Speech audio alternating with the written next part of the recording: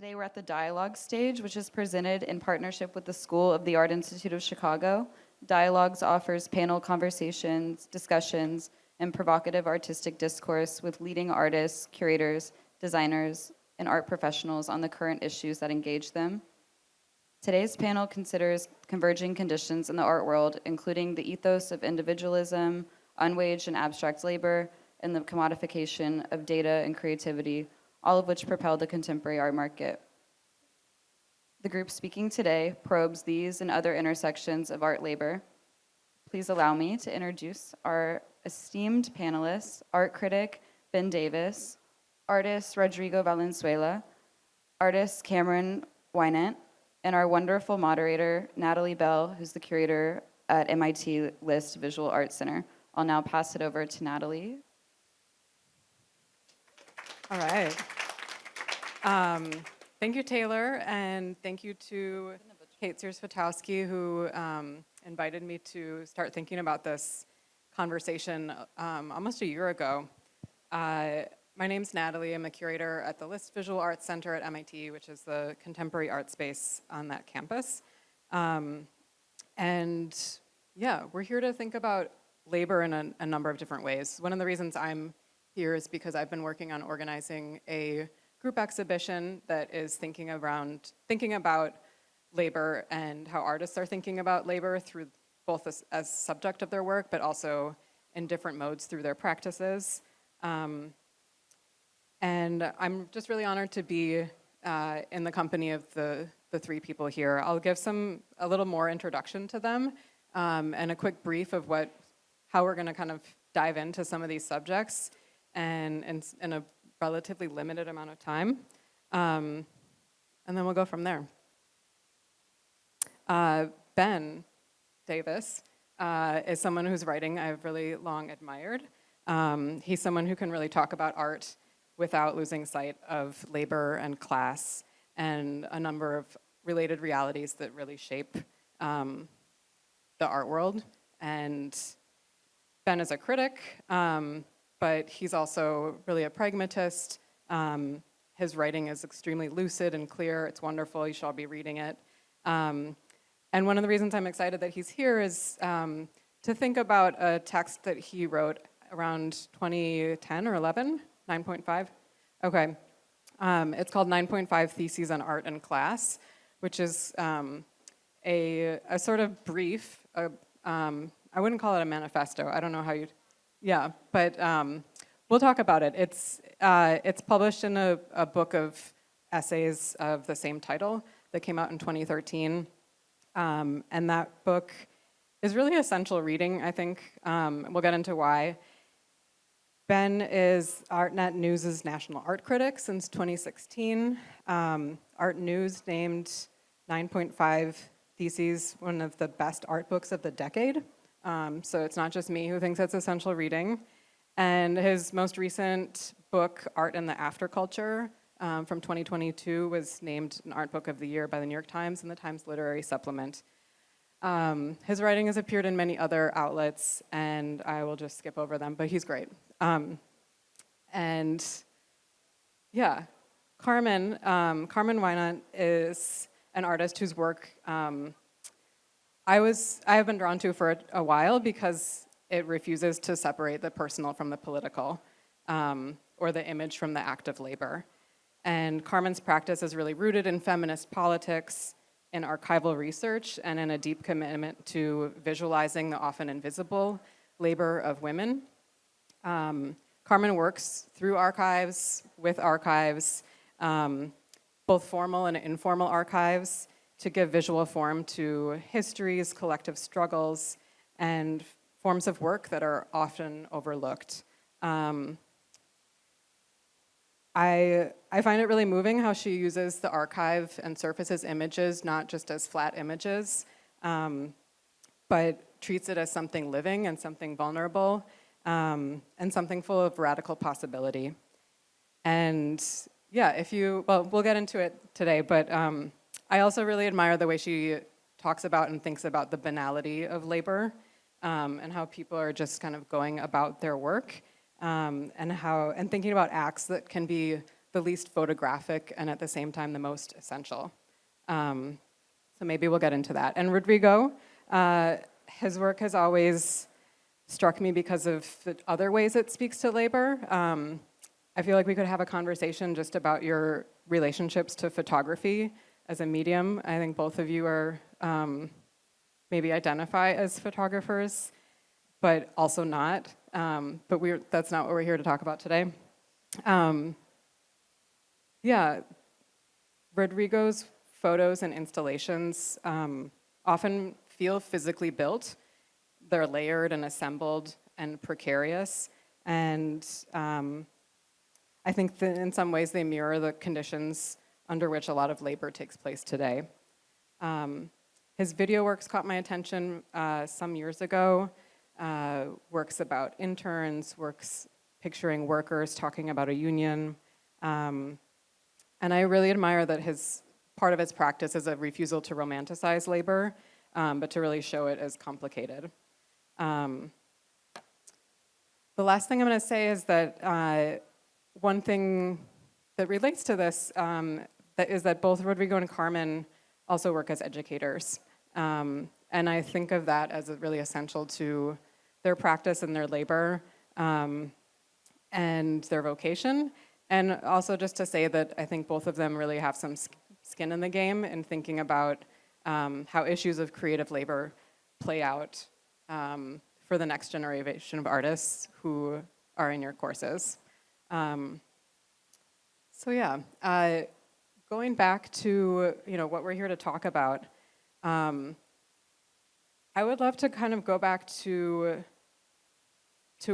Ben's 9.5 theses and this argument that you have that artists, despite having varying backgrounds or incomes, belong to the middle class because of the autonomy they have over their work. So if I understand your argument right, you say they aren't working class because they don't sell abstract labor, but nor are they capitalists or of the sort of capitalist class because they prioritize their personal freedom over maximizing profit. And therefore, artists operate in this really conflicted space where they're dependent on oftentimes wealthy people for support, but they're also trying to remain independent voices. And this is different from workers in other creative industries like film or music or theater, where they can more easily organize as cultural workers. That there's something kind of particular and peculiar about the world of fine art. So Ben, I don't know if you would mind kicking us off in reflecting on that a little bit, and we can also just think a little bit more too about this question of are artists workers, or are they not? Sure. Yeah. So, the panel's called Labor Conditions, and a lot of people are here for it, which is amazing. The issue seems to be very intimate to people and important to people. I think some of the questions about what an artist is, the class position of the artist, how we think about the artist, were reflected in our conversations before this panel about what we wanted to talk about. There's a lot contained. Like, we could talk about many, many, many different things when we talk about the question of art and labor conditions. Like, I think we were talking about just being a teacher, the labor condition of an artist on a campus where part of your work is teaching art, and that's how you make your money, and also a way that's a creative practice of its own. We talk about the way artists relate to other laborers. We talk about the labor that goes into art. There's just all these different vectors. So I guess what I'd say if the question is like, is an artist a worker or is an artist working class, I would just say, what do you mean? Like, I think that in different contexts, there are different ways you could use those terms, think about those terms. Art and artist are very vague terms that cover a lot of things. Class is a very vague term. So I think the question is, what are the stakes of the conversation, or what kind of conversation we're trying to have? Because if you're asking me the question of, is art work? Is labor, does labor go into it? And what people usually really mean when they talk about it is like, are artists ripped off? Do they get exploited? Are they treated like garbage? Do they deserve more than they get? The answer is absolutely yes. But then you run into a whole other set of questions, and I'm afraid my own terminology, saying that like artists are technically, in some sort of theoretical sense, middle class, might also add some confusion because of all the baggage we bear to the concept of middle classness and the very real sense of being exploited and ripped off that isn't captured in that term. But it is true that artists, in many cases, not all cases, they have much more control over the content of their labor than a cashier or a plumber. You know, there's a creative dimension to all of that. But Right. what an artist is, at its very root, when someone claimed the term, implies a degree of autonomy that changes the way we think about and has a lot of different effects for this conversation. You know, and it's part of the reason that we could take the conversation in so many different directions here because so there's so much freedom in the term artist that it contains a lot of different practices. What do you guys have to say about this? I can pick up on this question. First of all, thank you. Hello, everybody. Thank you for coming out in the midst of the chaos that is the fair. I'm really so honored to be in conversation with this fine panel. So thank you for having me in.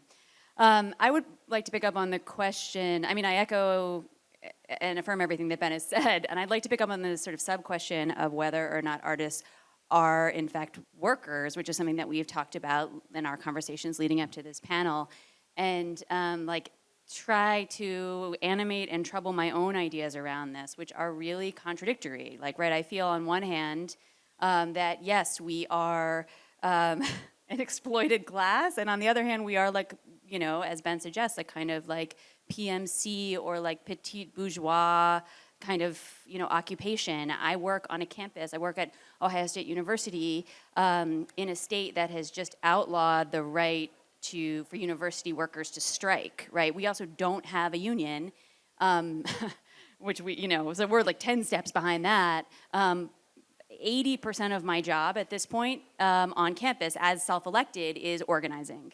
So I think about my work, you know, I think about it all in some sense like under the same rubric. It's all creative, it's all imaginative, it's all about world building. Like that is the same project that I'm engaged in my studio or whatever. And yes, on the other hand, I do sometimes, as evidenced by our conversation earlier, like have a hard time qualifying myself, even though my job as an organizer is to help, you know, academics and art workers understand themselves as workers. I have a hard time actually like slotting myself into that category.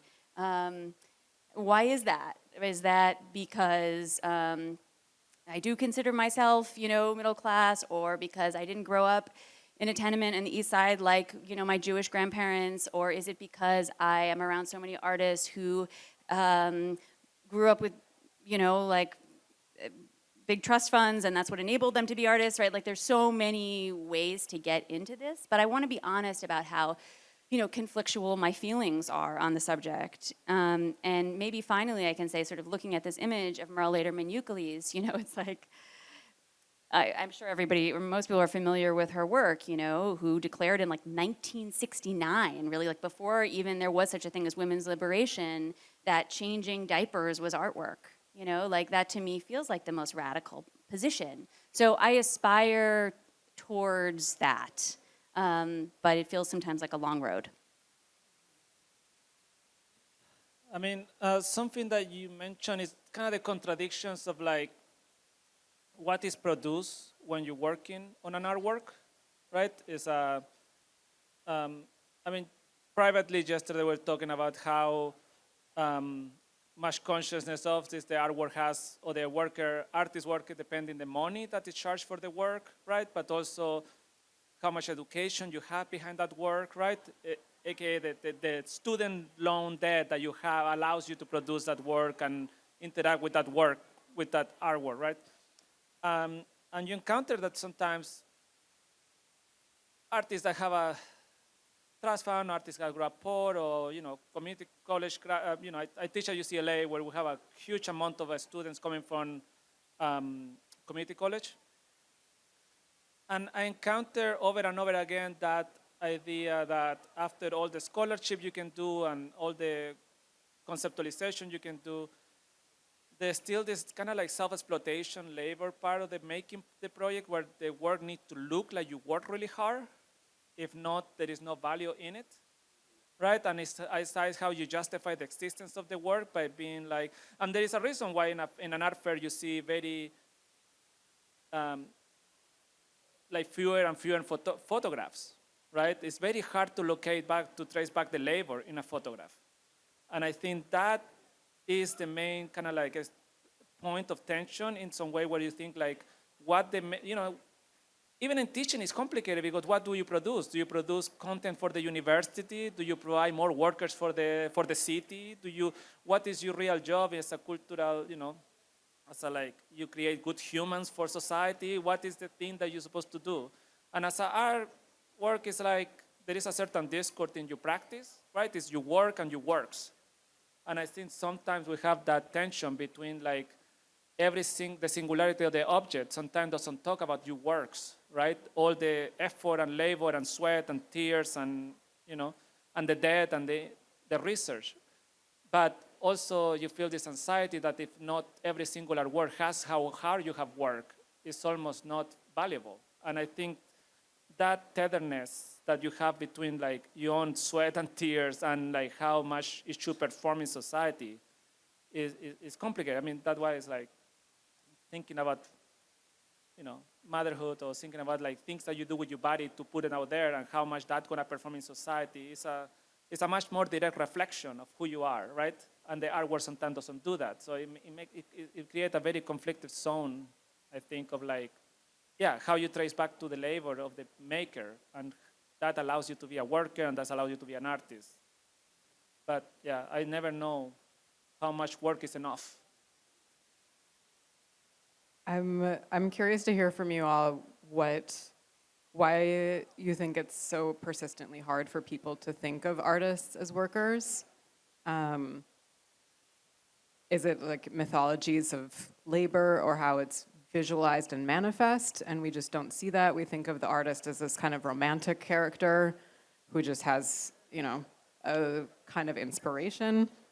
Does it have something to do with this ethos of individualism that permeates so much of the fine arts, where, and I think really inhibits collective organizing around artistic labor? Ben, you've written about this. Yeah, it's all that. I mean, it's a lot of that. I think that the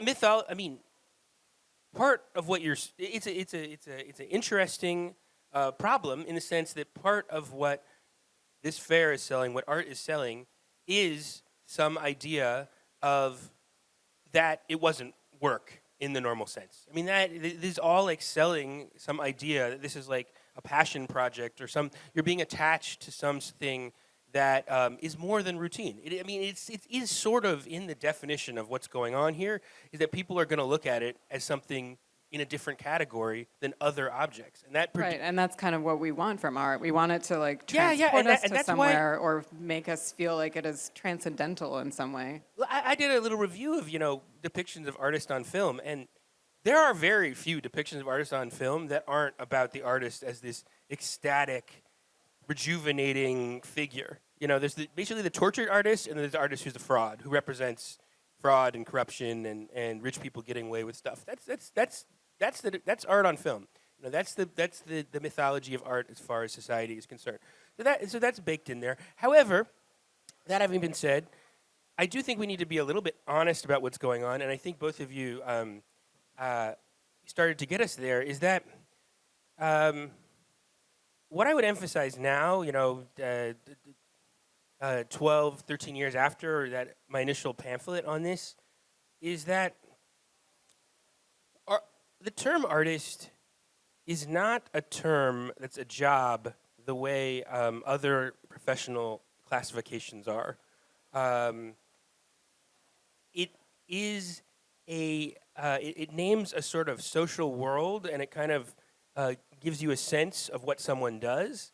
But in terms of a job, which is in terms of like how you make a living, the term artist contains multiple modes of life. You know, it actually, and we don't talk about that enough. So that when we're talking to people about the career of being an artist or what it is, often a lot of it is left to implication when actually you're talking about totally different forms of life. So I think what people usually think they mean is an artist is somebody who makes things that they more or less are invested in, have some sort of passion, wanted to do, and also makes money off of that labor. And I would argue that that is almost certainly the minority of what is indicated when you talk about a working artist. There's a very few number of people, that is their material form of production. Much slightly larger than that, I would say, are people who have some sort of inherited wealth, some sort of cushion, or a spouse who does the work, or a partner, or a community that is sustaining them. And that can be the very same thing. You know, those people could both be making sculptures, but what that means in their life is very different. And I think when we ask why is there a difficulty of forming solidarity, it's partly because like a broader public accurately intuits that.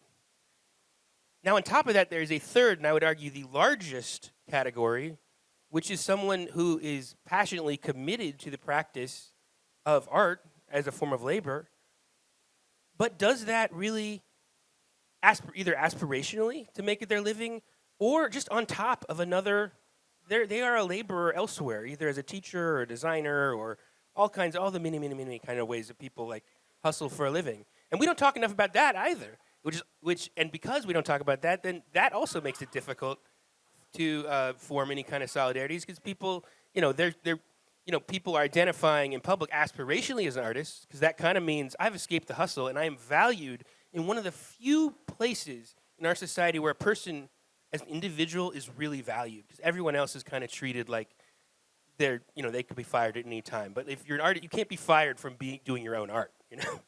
Someone could not want to collect your art, but can't tell you, you're not a worthwhile It creative becomes sort individual of an existential on your safe own space. terms. Yeah. So aspirationally, we say we're an artist, or folks say they're an artist, but actually, you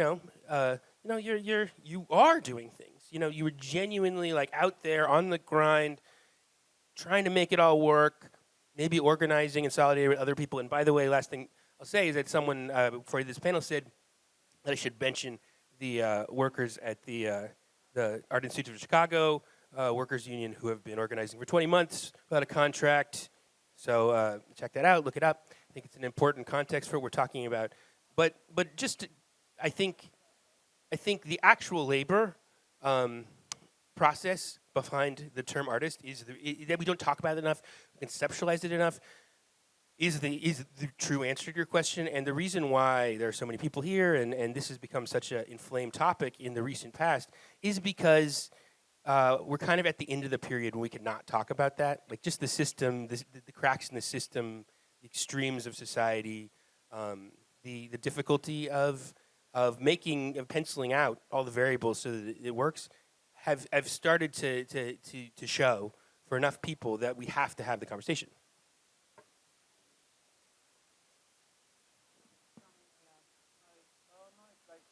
Rodrigo, do you want to? Something about where the art is located, what the artist does, and where the artist perform is visual art, particularly because we are visual artists here. So it's easier for me to talk about it in the way that you see the vantage point where other people look at the art and the artists look at the art itself, right? So this is an example is what we consider success in art, right? It's like very, very few times we talk about successful ideas, right? It's usually success in terms of like there's a wink to money, right?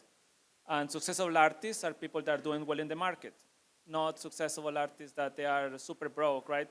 In the same way that, but it's interesting what happened in other kind of art forms, like, poets go through the go to little readings where they're like two people, and they can be doing well as a poet can do. You know, it's amazing, right? And like you see,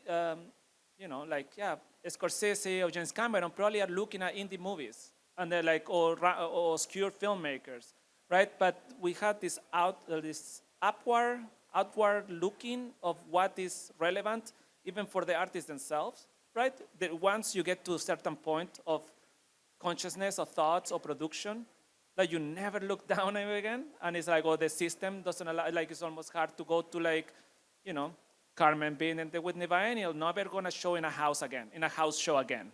You know, like it's always, it's like, I mean, I'm not trying to, it's so complicated where I was recently having a conversation with friends, but so you encounter that kind of level, right? When you're like, there is a place where one can enjoy certain kind of art, and the art claims certain success or certain position in the universe, as it is.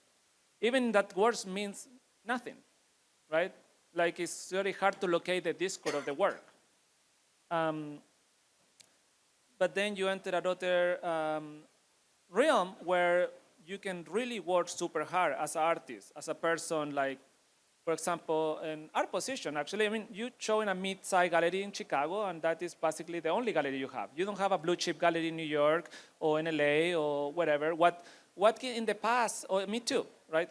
And what in the past could have been like an artist that has Guggenheim's tenured position, like multiple awards, museum solo shows, right?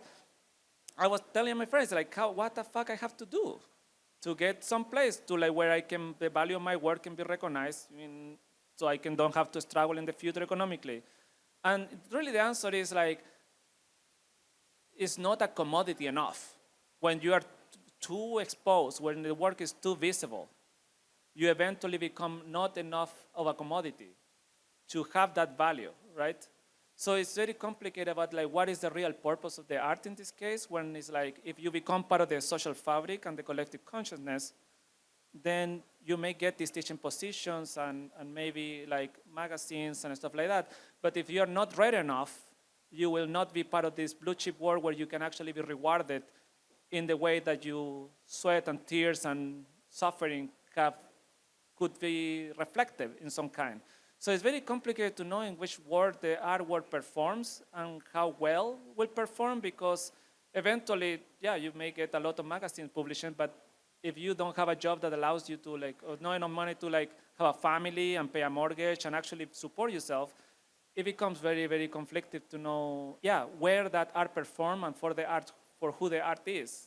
It's just a doubt that it goes back and forth to me, where the commodity versus the collective consciousness of the work. Can I ask both of you a question, or Carmen, do you want to? Oh, I just wanted to ask you, both, since you're both here at this fair, but in relationship to what you're talking about, I mean, in my perception, there really are at least two art worlds. There's kind of a non-profit biennial museums world, and then a commercial art world.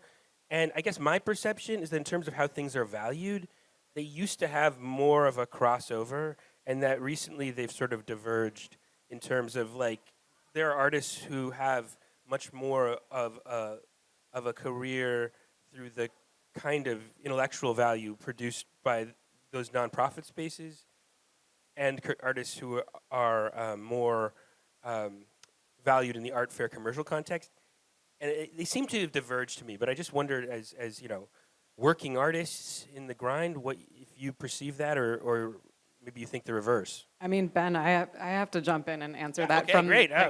From the nonprofit museum side.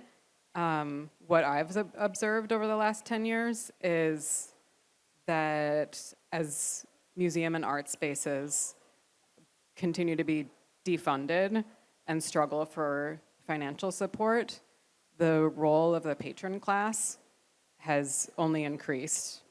And So opposite then. yes, but it also means that there's more integration between the commercial side and the nonprofit museum side, on the level of spaces that, let's say, have very limited resources, can be approached by a commercial gallery that has lots of resources, and they will basically offer to pay for an exhibition of one of their artists. And so it becomes less about, you know, I would say there's less sort of scholarship or maybe institutional gatekeeping if you wanted to think of it cynically, but it kind of just comes down to where are the resources. And that happens for acquisitions too, where, you know, there's plenty of collectors who want to get access to the work of an artist that's very much in demand, and the gallery will tell them, well, you have to, if you want to get one, you have to buy two and donate one to a museum, and like, it doesn't matter if the museum doesn't want it, they have to take it because they need that patron support. You know, like all of these things they get complicated. But yeah, tell us about how you perceive that. I don't know that I'm the best person to speak to this, but I mean, I can say personally, I think this has more to do with what I make art about. Like, there's just not a clear path for me within a commercial mainframe, you know what I mean? Like, so I find myself, so I do feel that cleavage, you know, and like I do find myself on the sides of nonprofits and biennials because I'm able to make work that is like explicitly about labor politics in a way that like maybe commercial galleries just feel like they can't sell. So, but I don't know that that is like exactly to your question as much as my personal experience of how it affects me. If we stick with this, with thinking about the art market for a second, I'd be curious to hear from both of you, Carmen and Rodrigo, to what extent you think it's possible to make critical or resistant work within the art market, and you know, to the extent that you've experienced that, what does that tension look like for you? Sorry to be a broken record. It is a tension. I mean, I think that like if it's not a tension, then like your head isn't screwed on all the way somehow. I mean, again, speaking for myself, you know, like my work is very class conscious. It's like it's interested in the politics of labor. It's interested in particular in feminized and gendered labor politics and the ways in which that's not only invisible but unremunerated. So like it's about money. As much as it's about anything else. So there is a kind of inherent contradiction, you know, in terms of like, again, operating within commercial spaces. And for me, there has been a kind of exit ramp. I'm not exempt from this in ways that you're talking about, Natalie, in terms of how the donor class expresses itself or sort of is, you know, is sort of called to the table. But it does sort of exempt me in certain, maybe this is just my own fiction, but like to be able to show in a museum or in a free museum, in a public space, like quite literally outdoors, with no barriers to entry, that's like ethically neater for me, but it isn't always ethically neat, you know? I was gonna say in response to the last question too, I'm wondering how much bearing this has now, but has anybody read Caliban and the Witch, the Sylvia Federici book? Oh my God, you guys.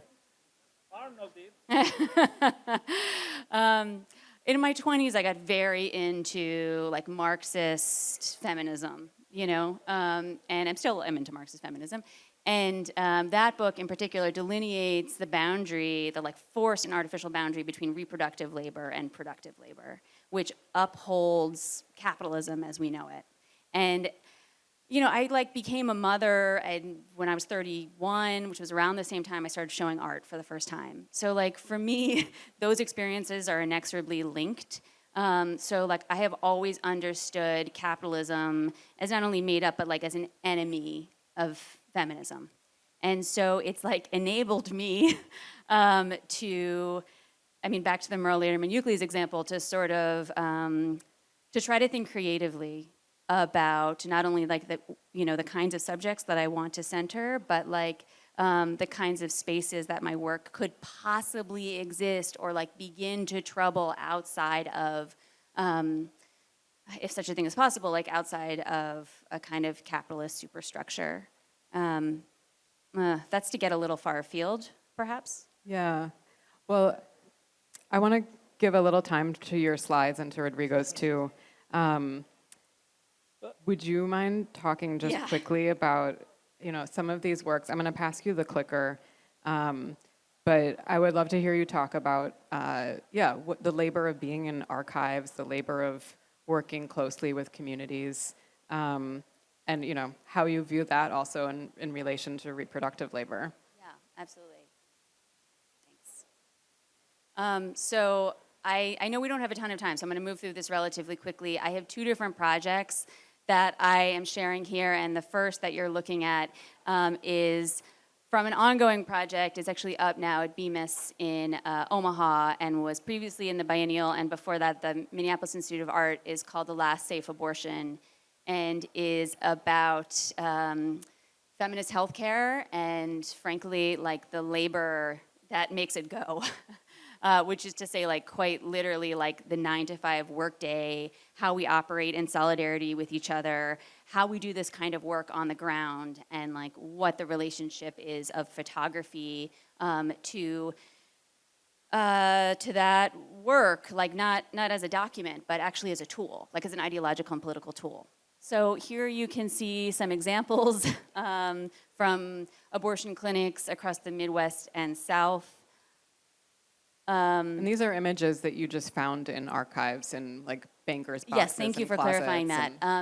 They're a combination of 3 different archives. Photographs I took, which are actually the smallest category, categorical archive, photographs from institutional archives, and then the lion's share of them were from the clinics themselves. Clinics, because I've lived in the Midwest for a long time, and reproductive justice work is sort of like the keystone of my feminism. I know a lot of people who do abortions. And so I was able to like immediately have access and a sense of garnered trust and reciprocity. So most of them come from the clinics. And I've worked with Denise to show this work at Gallery 400 here in Chicago as well. This is from a book that we made of the same name. And it's a lot of like demonstrative touch, as Natalie said earlier, like what is the most unphotographic thing? Like the most unphotographic thing is answering the phone or changing your baby's diaper or washing the counter, right? Like as we know, care work, when it's done well, renders itself invisible. And so sort of like thinking about the problem that sets up for photography.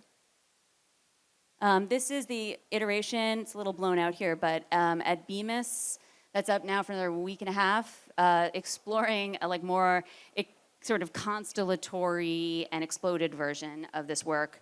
I'm not sure how I feel about it, but maybe you all can tell me. I felt that the version of the biennial was like a little bit rigid and kind of like architectonic. So I was playing with something that felt like a little bit more playful and improvisatory. And then this is the second project. I'm blowing through these so we have enough time to talk. This is the second project, but I actually came sort of first chronologically, but is really interlocking. I once heard Judy Chicago say in a talk that she thought about her work in terms of life cycles, and that was that was revelatory for me. And again, anti-capitalist, to like think about like not something linear and progressive, but rather like something that feeds on itself or moves in a circle or feels like it's like a practice that composts.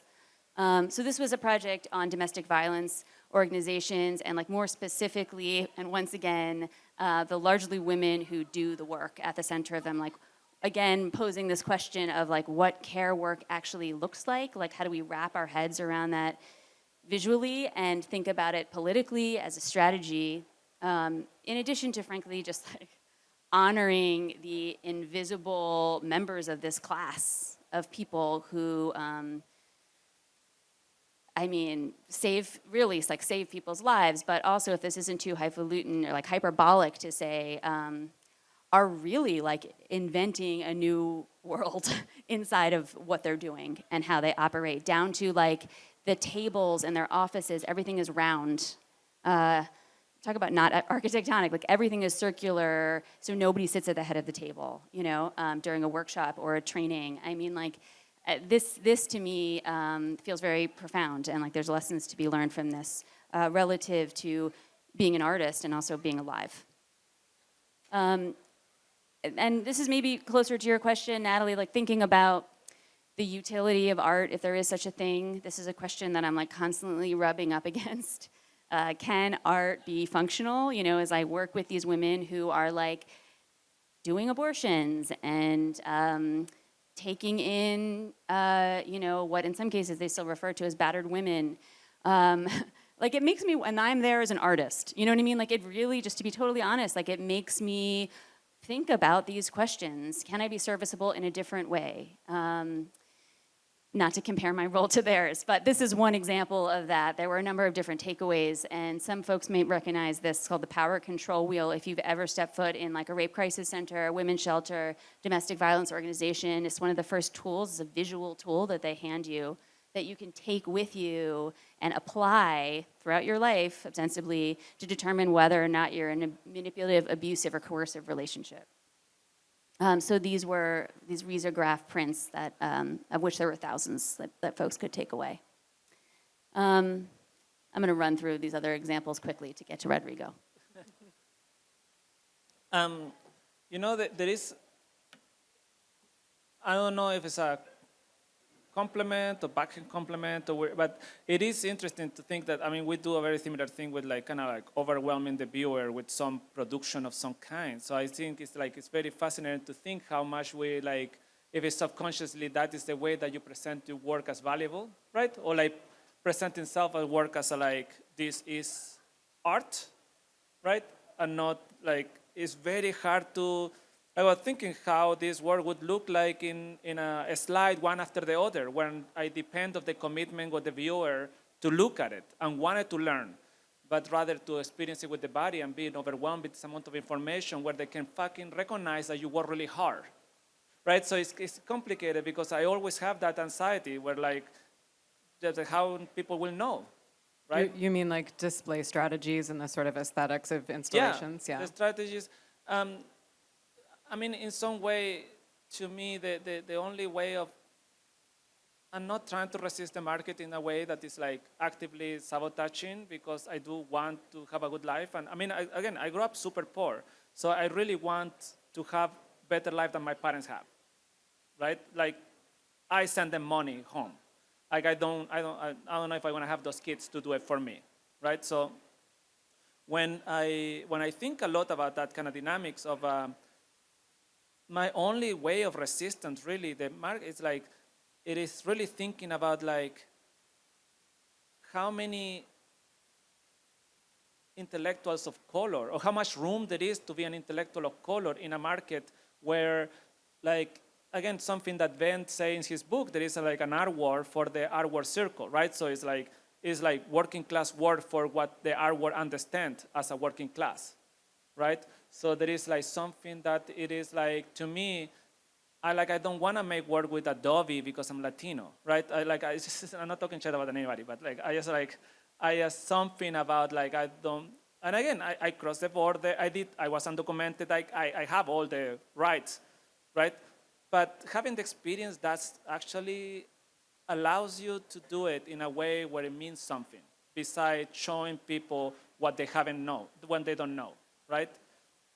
And I think that is a complicated relationship that we have with like, can the radical effort can be to find some sort of like intellectual freedom where I talk about it. What I still want to talk about the things I'm familiar, like working in construction, labor unions, stuff like that, domestic workers, but I want to know that, I want to be able to transmit kind of the smell of it, the things that a person would know, rather than trying to explain that to somebody. Right, so it's like, it's complicated relationship with like how much this work can be clear of like, and again, some of the reasons why I have chose to work in this way as a like, kind of studio photography is to really think the idea of the problem, the center of the problem. You know what I'm saying? Like to me, telling you how I felt to be in those situations is more important than telling you how is the situation. And I think that is something to do with like the history of photography and documentary, and using kind of documentary practices and photography to talk about like how long it takes me to think through a project and put my ideas and my thought process in the forefront of the making of the artwork, right? And I still, even after that, even after I do all these problems where I construct, I still have to make a lot of work just to, in some way, to justify for myself that the work has the right to exist. So I'm not free of the criticism I have for myself, right? I do struggle with being like, can I be a conceptual artist, or can I be the guy that, you know, Richard Tolto, like just like, you know, like Joe Bradley making like a little line? It's like, what it takes for that. I mean, it's kind of amazing because it like also relies to the amount of like happiness that an artwork brings, right? To the like, how do you find the happiness into that being the device that communicates something to the world, right? And sometimes it's like, yeah, sometimes it's anticlimactic for me. So with video, it's a lot more clear, right? I made these videos where in one, I was thinking a lot about my mom and my grandma and the people that work as domestic workers, and I was thinking about representation. So I'm like, I'm gonna make real maids act like a soap opera from Chile. To like, and the idea was like the badness of the soap opera, right? The idea was like that there is like a flaw on representation, not about that my mom is a work cleaning houses, or my grandma did, or stuff like that, right? To me, it was like, but like how hard is to find that, because it have something to do with the art will not be different than the rest of the world, right? Where drama doesn't happen to anybody else that is not rich people in movies, in TV show, right? I mean, if you think like, what is the last time you saw like a movie about like a couple breaking up that live in a 2-bedroom apartment with 4 people, right? It's always Nicole Kidman in some nice house and they have a couple of cars and they live in a condo. So drama only happened to like wealthy people, like even emotional drama. Like there is, I mean, even movies that like you could think about like working class, like Nora, right? It has to happen in the space of wealth. It doesn't happen in the stripper's house. It happens in the Russian's house, right? So it's interesting to consider how much a lonely language we know is of the wealth, of the wealthy, right? And so, yeah, it's like the representation that the artwork can understand of working class is the only thing that is almost matters. So that's why I was interested in making those movies. The same with the organizing a labor union and playing soccer is, you know, it's like I see a lot of these structures, right?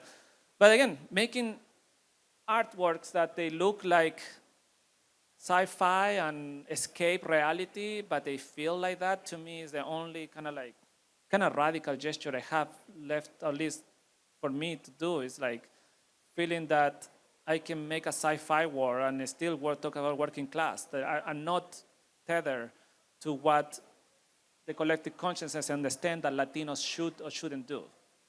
And I think it's like, but they still have the workers. Again, it's like sometimes if you want to work about the working class, but you haven't get up at 5 in the morning and be sleepy at the bus stop, and that is more working class. You know what I mean? Like, than like actually making up artwork with concrete and with a wheelbarrow or something like that, right? So yeah, there is something about that kind of like the bouquet of work that always is permeating a lot of things. I would love to open it up for questions from anyone in the audience.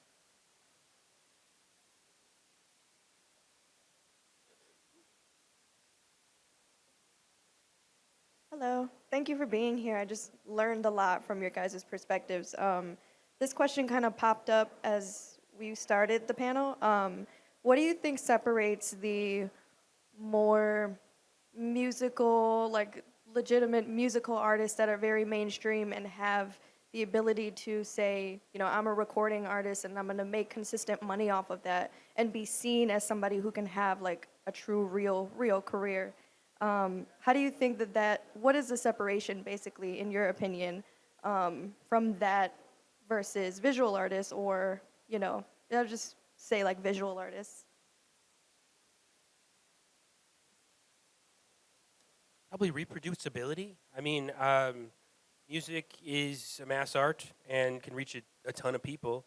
That having been said, most musical artists do not make a living off of their music. And I mean, I know a ton of, you know, people who are aspirationally musicians and do it for the love of the game, and that's not a good structure. In some ways, this weird world of visual art has some strange advantages over that, as busted as it is.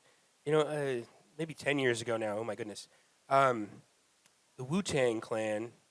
They decided to organize a art auction of their latest album as a unique object.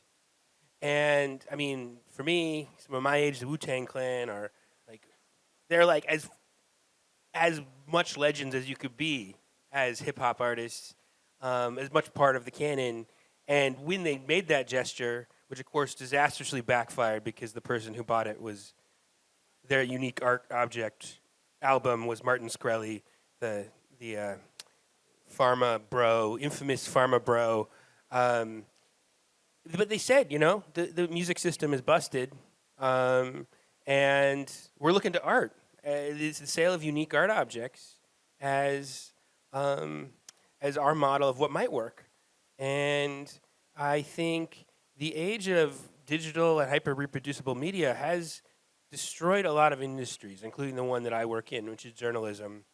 I think almost everybody right now is trying to reverse engineer something like an art economy where you have the labor that goes into something is somehow valued by some patron relationship. That's why it's called Patreon. You know, they're trying to reinvent a sort of democratic, abused term, form of patronage. You know, some way where culture can be supported. I don't know. There might have been more in your question that I missed, but is that anywhere close to it?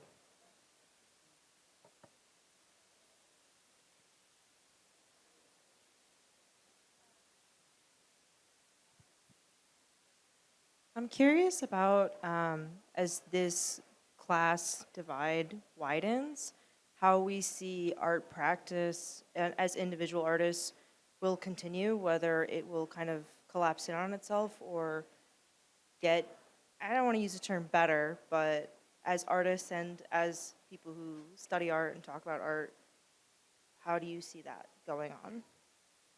You should read Ben's most recent book. I mean, I think the abstraction of one life in some way, where you go to the studio, right? There is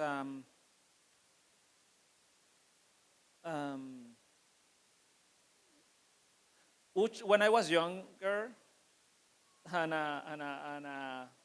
I used to come to galleries or museums, or no, mostly commercial spaces, and you are like, why they are not showing me, right? And eventually you meet enough galleries and people that you realize, like, if they could sell couches for $100,000, a lot of these places would be in the couch business. You know, like it's just a business. And it's very, like, they can have a relationship or not with you. But I'm more confused sometimes still with what the artists think when they're going to the studio. You know, just driving there, when you pay your bills, when you have all this stuff, right? So it is still like it's the biggest mystery to me. It's like, it is to the person that makes a thing, but they reproduce the gesture, right? I mean, entering the mindset. For musicians, it's fascinating, but I also curious about, like, when the Rolling Stones play the same song for after 50 years, how do you enter the consciousness of the rock and roll mentality, right? And that happened with the artists too, when you're thinking about money and when you not have money, when you're thinking about, like, the success of this artwork or the success of the idea, right? And how to do it well, right? And the materials. And a lot of the time we go to the studio and really think about, like, you make shopping lists in the studio, right? And you think about, like, how much shit you need to buy in order to justify that you even go to the studio. And so you have this relationship with the economy, with money, even before making any objects, right? So then the object, when you spend a lot of money in materials, then you hope the artwork would represent any of that spending, right? In Hollywood, there is a lot of that say, like producers will look at the final cut and will be like, you can tell where the money went. And they like will want the explosion, will want what the money that they give you will give you, right? And it's very rare that artists will go to the studio and read at the studio that you pay money to and use it as a kind of sacred space for ideas. Because we have this relationship with the market and with ideas, and you're paying real money for the real studio to make this something that feels like a real artwork, right? So I think it's like, yeah, how we keep tracing that values and how much value we give to the necessity of produce something because you're already in a place where something needs to be produced and that need to be recognized by other people, or visible, or tangible. I counter it's so hard. It's so hard to go to the studio and read and like think about ideas, or considering. But again, it's a personal experience, right? It's like how much we consider that like that is what you want to make. So yeah, that's my relationship with it. I would just add on briefly that, and this is maybe to reiterate what has already been said, but I think it's just so important to acknowledge like the contradiction that we're embedded in. You know, I don't see it getting better to your question, right? Like I only see it getting worse, this fucking hellscape, you know? And it's like artists, you know, like in so many ways, like we don't just benefit from the rich, we prop up the rich. And so I think like how there's so many questions for me with like how we, I don't think that's reconcilable, but like, how do we work on that? How do we think about that? This is like a slightly adjacent from what Rodrigo is saying, like together and alone. And, you know, like more and more grad students that I work with are thinking about like, you know, not only are there not jobs for me in the university, it's like, a colonial neoliberal machine. And like, actually I want to, I'm not saying any industry is insulated, but like I want to work, you know, in prison ed, or I want, you know, like there's so many potential channels. And I think that like, this is to state the obvious, but I think like the more conscious we can be about our position inside of all of this, and obviously like the more in solidarity, you know, then okay, like at least we can make intentional decisions and continue to interrogate those decisions. Can I would say that people have made art through very terrible times. They have made art in conditions of war and deprivation and poverty and through all kinds of conflicts, and in some ways have made very meaningful art in those contexts. And in fact, a lot of the mythology of art is built off of that. And almost any art scene of any meaning has this mythological origin story where it's like, you know, no one was looking at us, the boot was taken off, no one's thinking about making a career off this, and things were so fucked up, we just had to express it somehow and create something, and then people, then if you're lucky, then that becomes celebrated, those struggles get celebrated and canonized going forward and inspire other people through their hard times. So art's gonna go on, and maybe even, you know, there's meaning and passion in like looking at a terrible reality head on. The thing I would say is that I genuinely think we're in an inflection point in terms of culture. Like I think the last few years, like some fundamental things have broken down. The art world has two wings that are connected with wealth. One is luxury consumption and decoration, and one is charity and a guilty conscience. And so you have, and the respective art worlds are, in terms of like the highest level of patronage, are permutations of those things. The Gilded Age, we live, you know, there's never been a more unequal time, including the Gilded Age. We've surpassed them now. But the Gilded Age, you know, built a lot of the infrastructure in the United States. Those folks built a lot of the art infrastructure because even though they were rapacious people, there was a lot of class struggle. You know, they were they were protested, and so they felt like they had to look like they were giving back. So, Carnegie built the libraries and so on. That actually pattern held pretty true until pretty recently. That would be, there was still some degree of relationship to the wealthy folks where they felt like they needed to buy some middle class legitimacy. The wealthiest people in our society right now are interested in space. They're not interested in giving back to, they don't have a guilty conscience. They're interested in technology and space. That's new.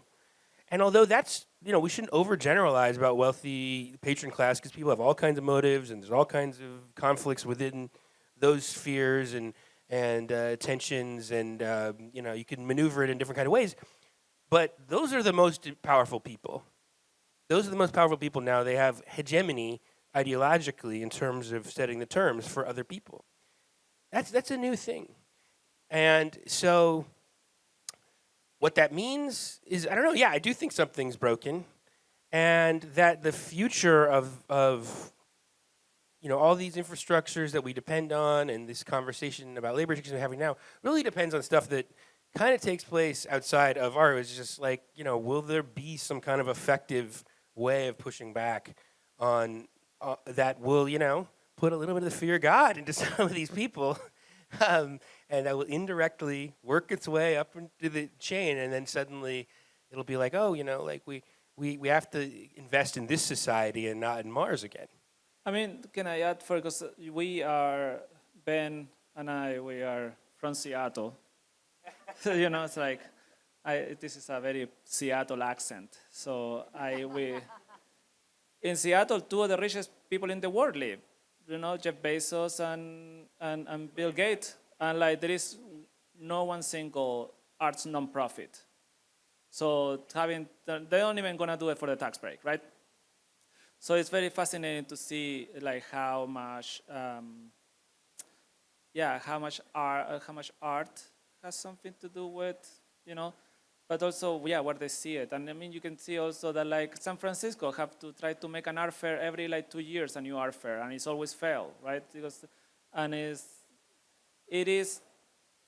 But then also artists can be guilty of that because you will not reduce your prices to being accessible to some sort of middle class because making 1 million paintings for $1,000 probably will not, get you to that kind of level of whatever. And in some way, it's so complicated where we think about what is the right price for the artwork to be and what is the, I think it's so hard. I mean, and to come back to the idea of the question too, is by coincidence, I know that Carmen and I, we both work in our garages, right? So it's like there is something about working at home or working and thinking a lot about the pace of intimacy to making art and to be comfortable and to not think about the economy entering you that much because you still have to pay for a house, right? So it's thinking about how if we don't have those people making, I had another point, but now it's spaced out. It's just it's so complicated to keep track of but yeah, it's I get surprised all the time how much expectations we have of kind of paternal culture to eventually absorb art in a very nice way, right? Or digest it in only the good parts. And I don't know what are the expectations of artists because you will not be able to take them all in, Well, we're at time, and I don't want us to get into any bleaker territory than we've already gotten to. So thank you so much for the thoughtful questions. Thank you for being here. And God help us.